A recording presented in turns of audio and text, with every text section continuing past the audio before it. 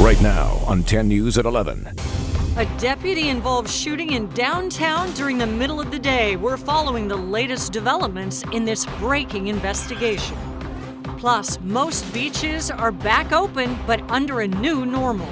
We just can't have that regular summer-type day on the beach. People have to keep moving.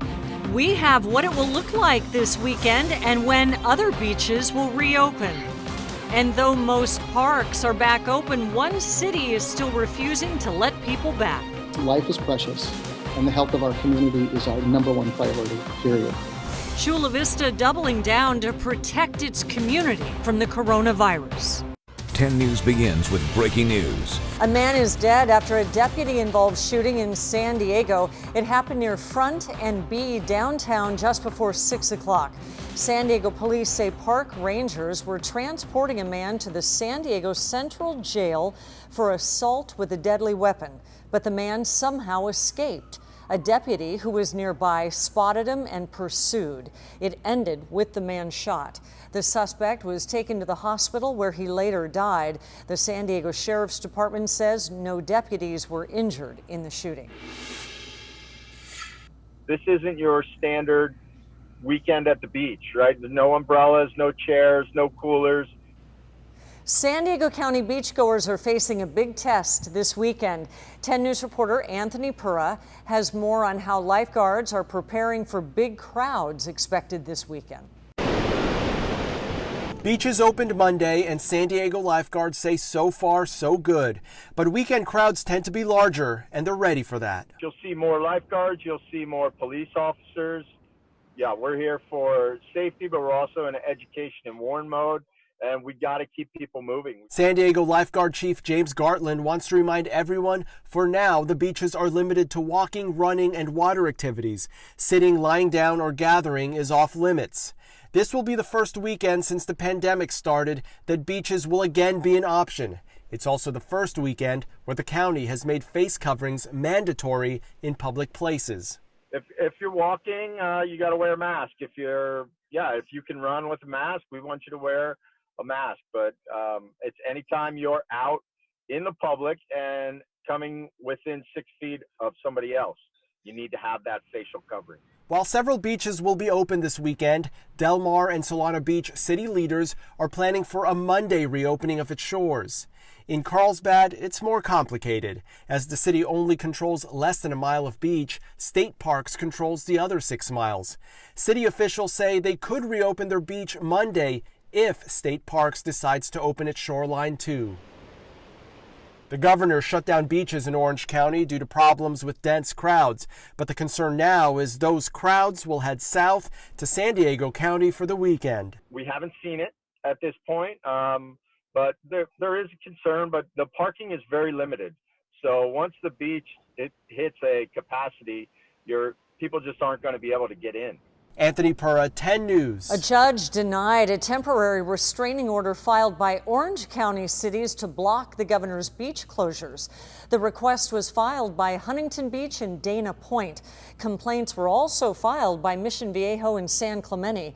The governor closed Orange County beaches yesterday after people crowded there last weekend. The cities claim Orange County has one of the lowest death rates in the state, and the order is about politics, not data. A court hearing on the issue is scheduled for May 11th. Thousands of Californians spent the day demanding Governor Newsom reopen the state. Here in San Diego, protesters gathered downtown with flags and signs. Some weren't social distancing or wearing masks. Participants say their constitutional rights are being trampled. The rally was sponsored by the group We Have Rights. They want San Diego to reopen. I think if people are healthy, they need to go back to work. And if people are sick, they can stay home. If they're afraid, they can stay home. But there's a group of us that want to go back to work. Demonstrators say their intent has been to remain peaceful while protesting. San Diego police say there were no arrests made or citations issued. While the county and city of San Diego are easing some restrictions, the city of Chula Vista is keeping its parks closed this weekend. As part of our 10 News reporter Laura Acevedo found, the South Bay is a hot spot for COVID-19. This is what city parks look like in Chula Vista. Empty, marked off with caution tape, and signs that read, "Closed until further notice." Unlike other parts of the county, they'll stay that way for now. Because life is precious and the health of our community is our number one priority, period. City officials say the decision to stay closed was made as a precaution. We're still seeing increases in infection rates that exceed our proportional share of the region's population. District 3 City Councilman Steve Padilla says the move is the right one. And take it from me as a survivor, I almost didn't survive. So this is very real. Padilla tested positive for COVID-19 and spent 11 days on a ventilator in a hospital. Just rebuilding strength and feeling a little bit better every day. Not 100%, will take a little while. To date, Chula Vista has 492 positive cases of COVID-19, making up 13% of the county's total cases. Scripps and Sharp hospitals report they're caring for more COVID patients and patients under investigation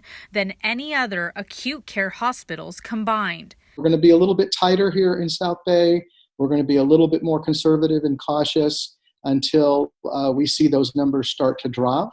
Padilla asked that people be patient with reopening, saying city officials are working with county officials to make decisions that are best for the city. It's not going to last forever.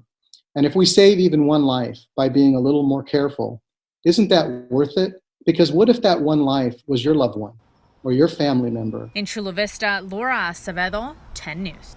Here is a look at the latest coronavirus numbers in the county. 147 new cases were reported today, bringing our total to 3,711. The county also announced 10 new deaths today, bringing the total to 134. Law enforcement officers will be out this weekend warning people who are not wearing masks or facial coverings in public. Well, masks became required countywide today. Sheriff's deputies will have 10,000 masks to give away to people who don't have them. San Diego Police Chief David Nislight says they don't plan to ticket people right away, but they will be giving warnings. When you're in public without a facial covering, an officer will contact you, ask you to put it on. He'll give you the education of why it's required based on the public health order.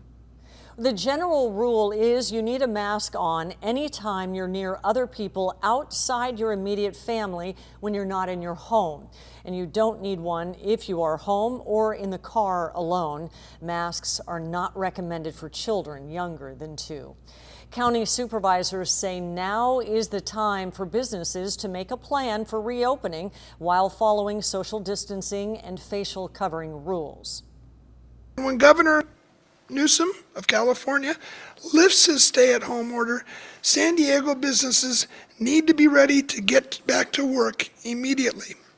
We know that it won't be business as usual, so now is the time to ensure all of our local businesses and industries are prepared. And Governor Newsom will decide when to allow us to move to phase 2 of reopening. That will include many more businesses being able to get back to work.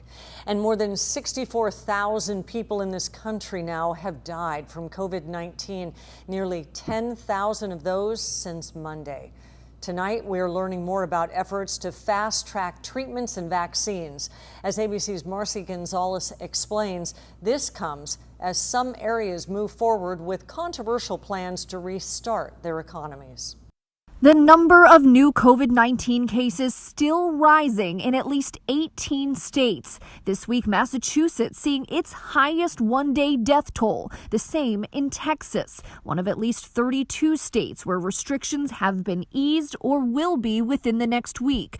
Restaurants like this one in Houston taking extra precautions. They seem to be taking it very seriously. They have markers for every 6 feet. Protesters in California and several other states demanding that businesses reopen there too. Demonstrators in Michigan, some armed, packing into the state capitol. President Trump tweeting, "These are very good people, but they are angry. They want their lives back again safely."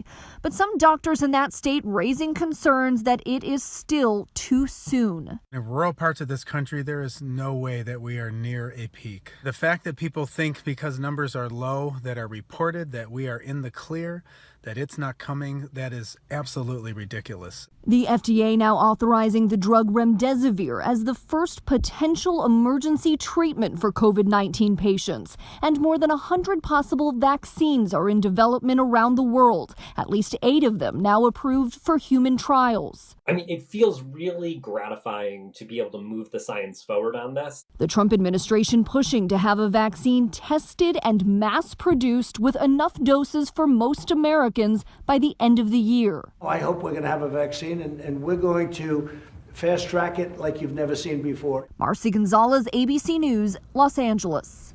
Former Vice President Joe Biden publicly denied the sexual assault allegations by a former congressional aide. Did you sexually assault Tara Reade? No, it is not true. I'm saying unequivocally, it never happened.